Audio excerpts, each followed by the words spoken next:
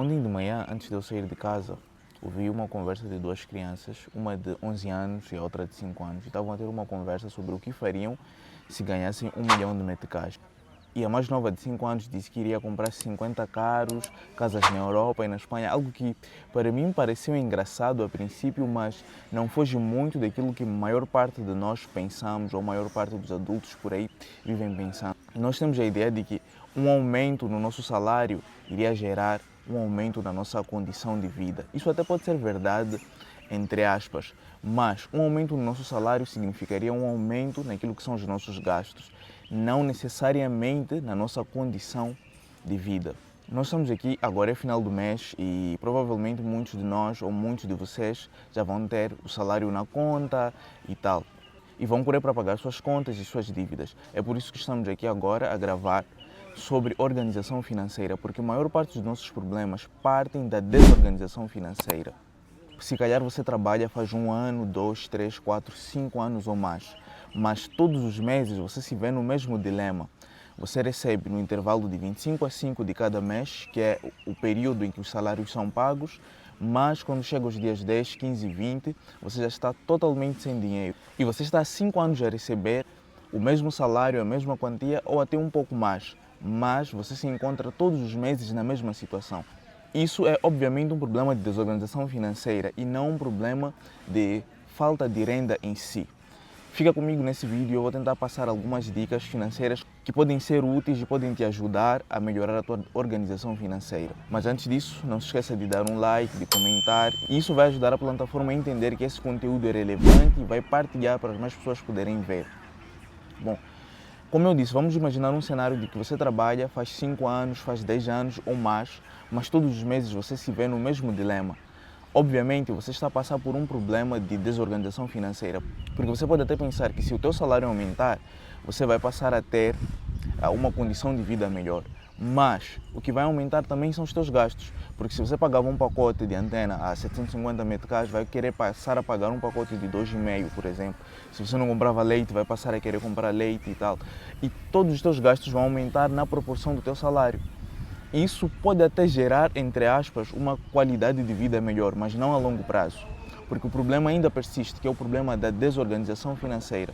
Por isso vou tentar passar aqui algumas dicas. E a primeira dica seria um orçamento, em que você iria sentar e analisar de um lado as tuas entradas e de outro lado as tuas saídas. Você iria colocar todas as tuas fontes de renda e todos os teus gastos.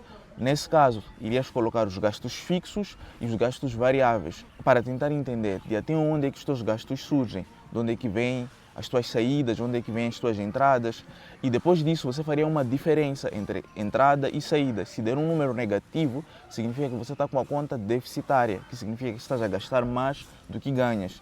Se der um número positivo, significa que você está em uma condição superavitária, ou nesse caso, estás em uma boa condição. Mas atenção que sempre pode se dar ao caso de ter um número positivo, mas isso não se refletir na nossa vida real ou no nosso dia a dia.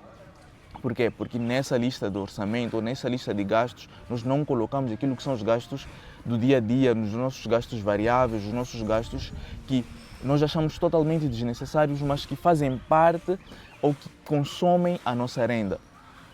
Por isso que é necessário que ao longo de um período de 3 meses, pelo menos, você passe a anotar disciplinadamente todos os teus gastos. Cada metical gasto é muito importante anotar, porque depois de 3 meses você vai conseguir entender onde é que tem realmente aquilo que são gastos fixos e onde é que tem gastos que são desnecessários.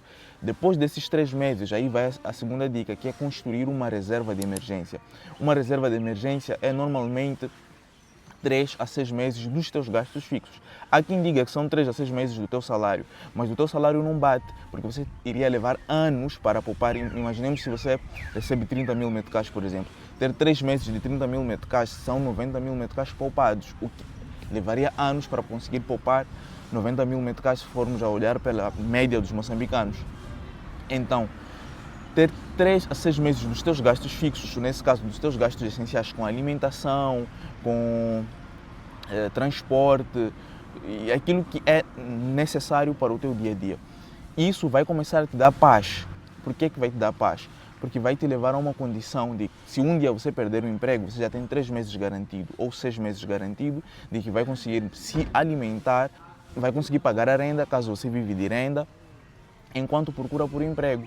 E isso já dá uma vida mais tranquila ou uma vida mais calma ou melhor ainda, né? Depois disso, dentro do seu orçamento, né, você vai listar aquilo que também são as suas dívidas, porque a outra coisa que vai te levar a uma vida de paz é não ter dívidas. Nesse caso, você vai listar todas as dívidas e vai analisar métodos de pagamento de dívida, mas isso falaremos em um outro vídeo, em um outro dia, sobre como é que nós podemos fazer uma gestão de dívida. Mas eliminar as nossas dívidas é um passo para podermos alcançar aquilo que é a nossa paz de espírito, a nossa paz mental, a nossa paz no nosso dia a dia.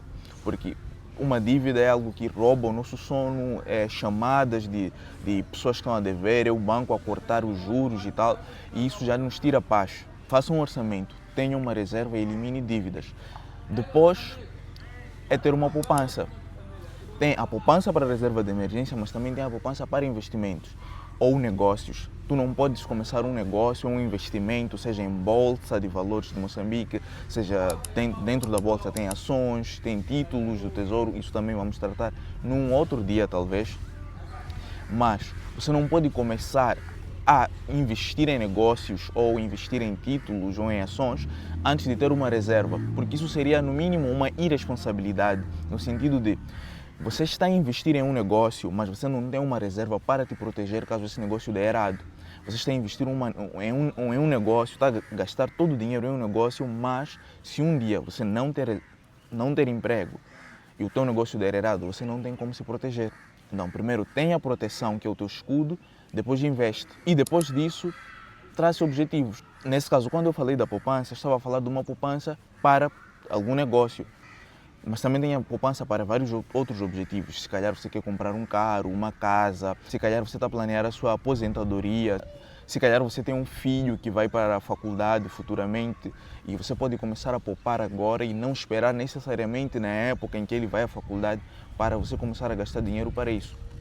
Você pode começar, se ele tem 10 anos hoje, você sabe que daqui a 8 anos, em média, ele vai para a faculdade, você pode abrir uma conta em que você vai poupando 100 meticais, 200 meticais para essa faculdade do seu filho. E outro ponto não menos importante, que talvez nós ignoramos ou achamos desnecessário, é não incluir o lazer no nosso planejamento. O lazer também faz parte, porque no final do dia você trabalhou 30 dias, que é para poder usufruir daquele teu dinheiro e não para poder pagar contas simplesmente. Então, coloque lazer dentro dessa lista. O que seria lazer? Seria sair com amigos, seria comprar roupa. Coloque sempre uma taxa de lazer aí, normalmente entre 10% a 20% da tua renda, dependendo daquilo que são as tuas condições, daquilo que é a tua realidade, mas que não seja algo também que vai te sufocar muito, porque às tantas você recebe 30 mil meticais e depois coloca 10 mil meticais de lazer, aí já seria totalmente desnecessário, considerando que você tem outras contas por pagar. Se calhar vives de renda, tens filhos, tens escola para seus filhos e tal. Então, colocar lazer é importante porque é aí onde nós nos pagamos pelo fruto do nosso trabalho.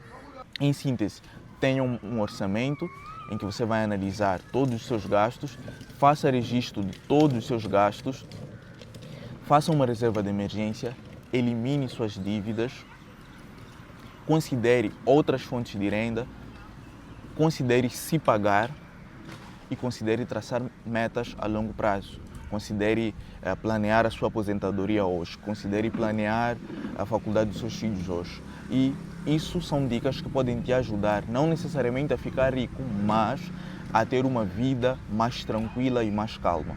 So, that's it. Se acham que isso foi necessário, dê um like, comente e partilhe, seja no teu grupo do trabalho, de amigos, e nos vemos na próxima.